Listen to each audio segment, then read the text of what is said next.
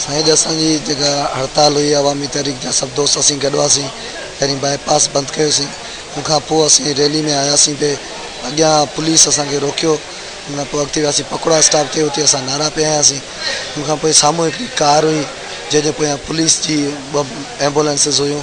उनजे पोयां आहियूं पे कार वारे जंहिंमें दहशतगर्द वेठल हुआ, उन्हनि सिधा बस ठाहियां, जंहिंमें हिकिड़ो रिक्शे वारो ड्राइवर हो दोस्त, हू सख़्तु ज़ख़्मी थी पियो, हू हिते अस्पताल में आहे। उन सां गॾु मूंखे जेको पहिरीं बस में मूंखे ई धकु लॻो, उनखां पोइ पुलिस हुई मुंहिंजे पोयां ऐं हू कार वारो भॼी वियो। बहरहाल अॼु बि सॼी सिंध बंदि आहे। इहो हिकिड़ो रेफरेंडम आहे।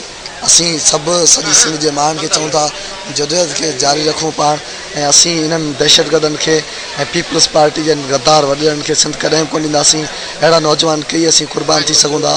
पंहिंजी धरती, पंहिंजी जेका सिंध अमड़ आहे, हुनजे लाइ असीं 100 वार क़ुर्बान थी सघूं था। असां जेतिरा ॾींहं थी सघे वधि खां वधि इहो पंहिंजो जदोजहद जारी रखंदासीं, ऐं तेसि ताईं ही पंहिंजो लोकल ऑर्डिनेंस जेको आहे सिंध दुश्मन ऑर्डिनेंस आहे, हिन खे ई वापसि वठनि। जेकर न त ॿी सूरत में असांजी जदोजहद जारी रहंदी।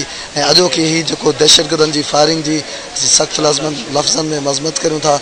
ऐं उनखां सवाइ सॼी सिंध जेका माण्हू जेके बि अवामी तहरीक जस्कम में ॿियूं जेके पार्टियूं आहिनि, SUP आहे, उन्हनि सभिनी असांजी सपोर्ट कई आहे, सॼी सिंध बंदि कई आहे। उन्हनि सभिनी जी फ़र्ज़ु थियो थिए ऐं महिरबानी। गाॾी हल्के कारे ग्रे कलर जी गाॾी हुई, बिल्कुलु ॾिठी। हुनमें माण्हू आहे सिविल में, हुन वटि हथियार हुआ। पुलिस पिया कस्टडी में हुई, पुलिस हुनजो बचा करे पोइ भॼाए पुलिस वई।